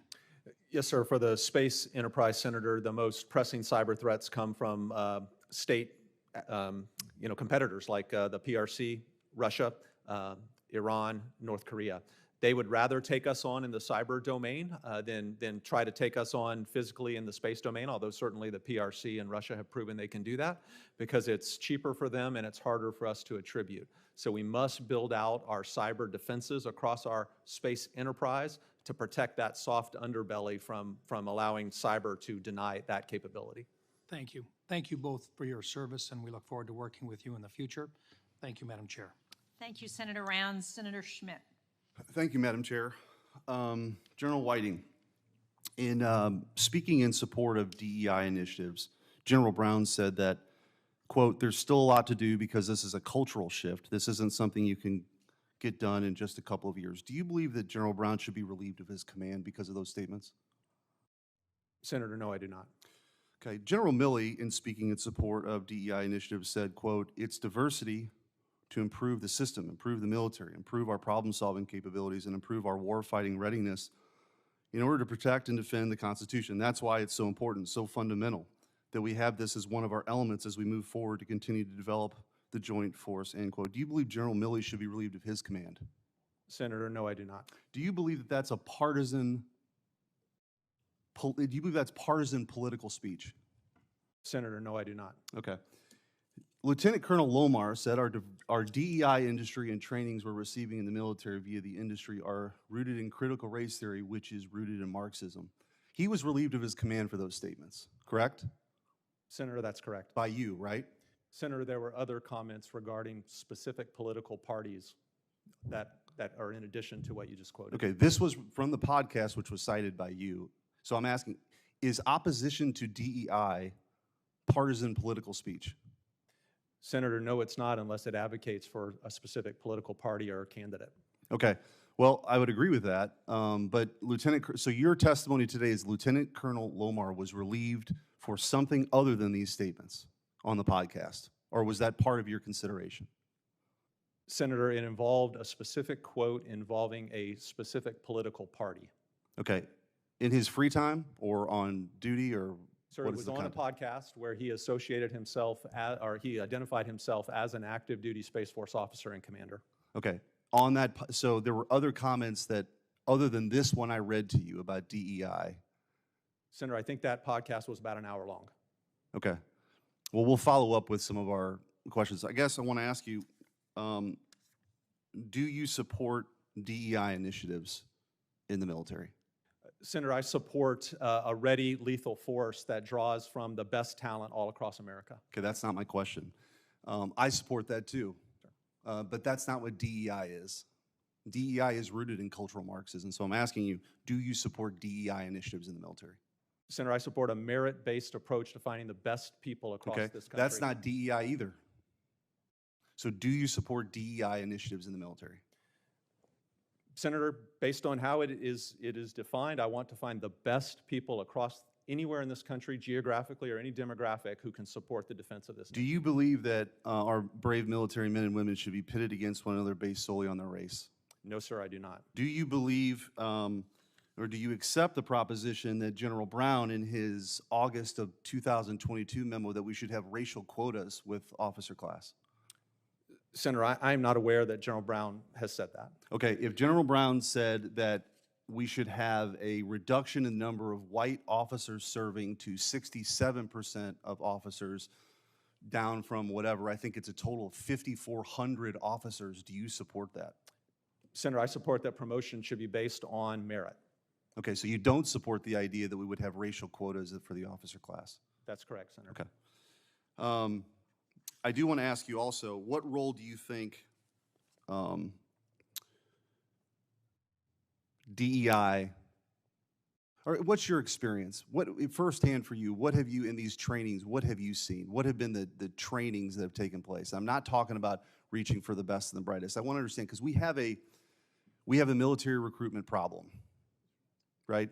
And so the issue, I think, is if people view, and this is coming from the Department of Defense, and it's been widely talked about in this committee, if people view that politics is being infused in our military, do you think that that would hurt recruitment?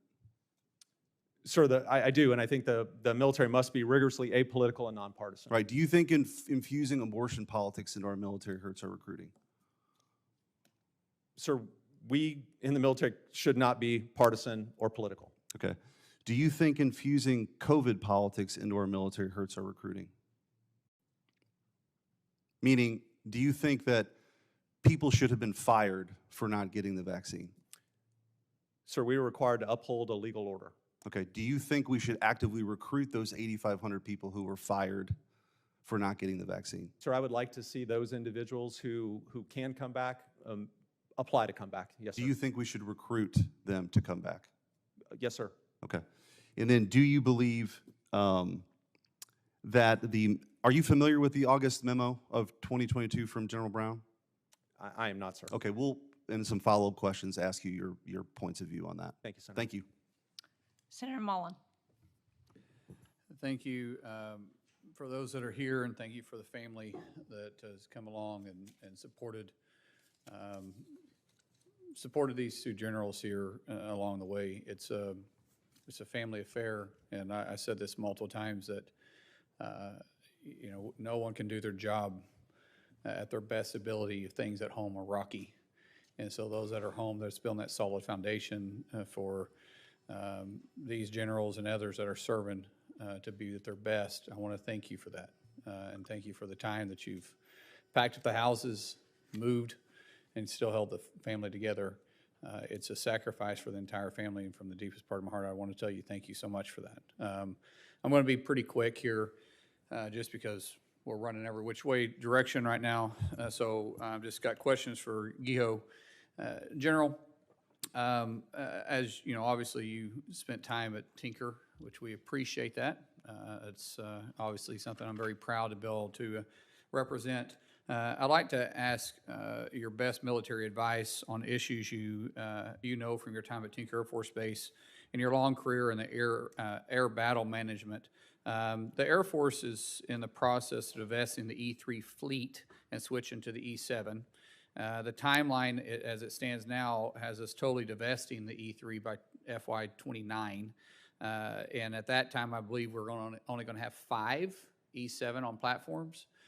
Are we concerned about the mission capabilities and the gap that might be taking place at that point?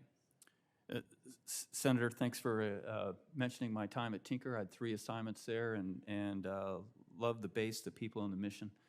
And the E-3, I have a lot of experience in the E-3 Right. all over the world. Great capability, but it does need to be replaced by the E-7, and I appreciate the Air Force and Congress's help in doing that. The gap that you mentioned is similar to the ballistic missile defense gap that we've talked about. Right. Has to be managed very, very carefully. So if I'm confirmed as the commander of NORAD and NORTHCOM, that is a key system, not necessarily the E-3, but the airborne early warning capability, whether it's the E-3 or the E-7, would be critical. And I would be very vocal about the requirements and to ensure that we don't drop in capability and create a bathtub that would keep us from doing that job before the new system comes on. At the current current rate to which we're going, sorry, I didn't have my coffee this morning. At the current rate that we're headed right now, we seem that there will be a gap. And Senator Langford and myself have an amendment in the NDA that hopefully is going to be helpful to fulfilling the mission while we're making the transition to the E-7. And I agree, the E-3 has had a wonderful shelf life and has performed its mission well. And we do need to upgrade, especially for the new threats that are facing us. But we want to make sure that we're not hurting ourselves for national security purposes on the way out the door. At the same time, we don't want to do something that the Air Force isn't on track with too. You know, a lot of times as legislators, we have great ideas, but it's not practical. We want to make sure the amendment we have is actually practical. And so I'd love for you to follow up.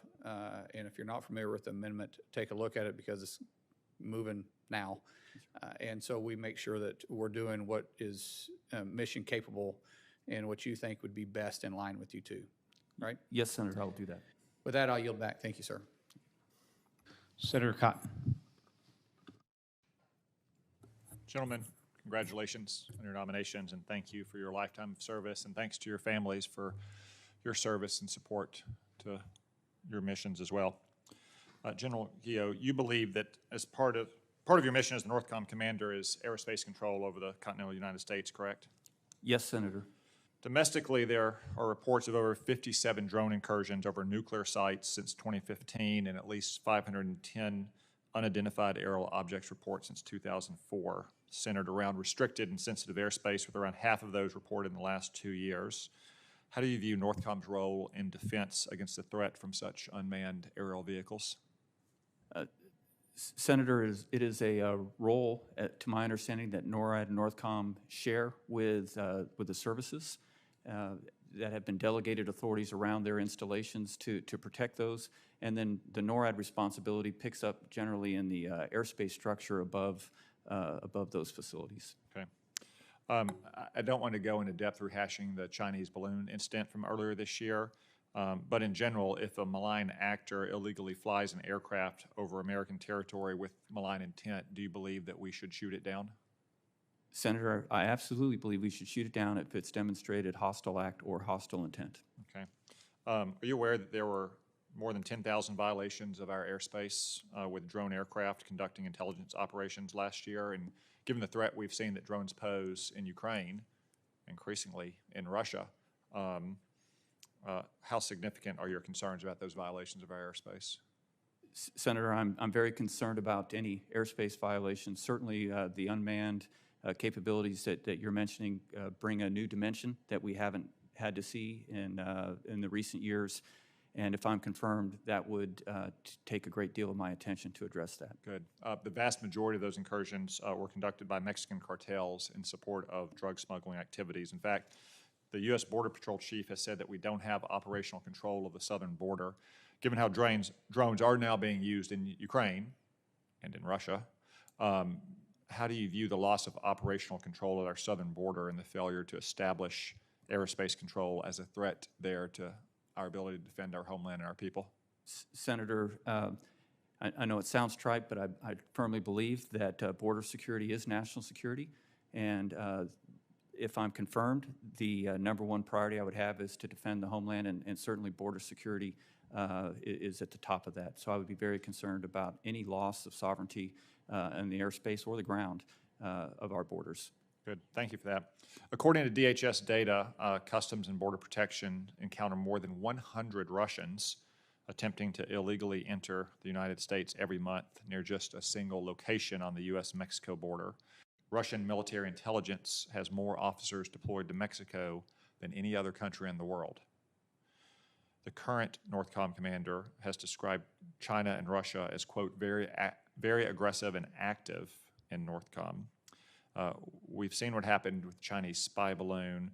We know that China is setting up shop in Cuba, which I understand is technically not a part of your area of responsibility, but it's pretty close. Yes, it is. In the same way that North Korea and China are in a part of your area of responsibility, but they project threats into that area.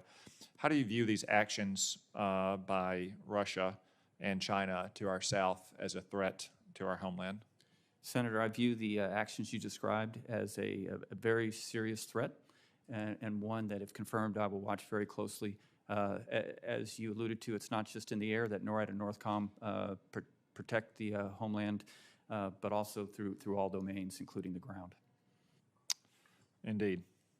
It's probably the case that Aldrich Ames, for instance, was recruited by Russian intelligence in Mexico City. And we know it's the case that Russian agents stuck a ice pick into Trotsky's head in Mexico. So again, that threat is genuine and real to the United States. One final question. At least 98 terrorists were caught on the southern border last year, and that doesn't include any potential gotaways that we don't know about. General Kurilla said last year it was his commander's estimate that ISIS-K could conduct an external operation against the United States or Western interests abroad in about 6 months, perhaps with little to no warning. 2 years ago, an Iraqi man in the United States hatched a plot to bring ISIS operatives through our southern border to assassinate former President Bush. Given your experience as the deputy commander in the Middle East, can you draw upon that to help secure our southern border from terrorist attack and ensure it does not become yet a new vector for attack? Senator, if I'm confirmed, I absolutely will draw on the experiences from Central Command, cooperation with Special Operations Command, and then new and lasting relationships with law enforcement agencies here in the homeland to ensure that any of the threats that General Kurilla is effectively addressing overseas do not make it to our homeland. Okay, thank you. Thank you for your testimony. General Whiting, I know you're disappointed you didn't get lots of hard questions from me, but maybe next time. Yes, sir. Thank you. Well, thank you, General Guillot and General Whiting, and congratulations on both of your nominations, and great to see you and your families here. Hopefully we can get you through this process and get you into these important positions. NORTHCOM and NORAD and United States Space Command are so critical to our national defense. So I look forward to voting for your nomination in committee and then eventually on the floor of the United States Senate. Thank you, and this hearing's adjourned.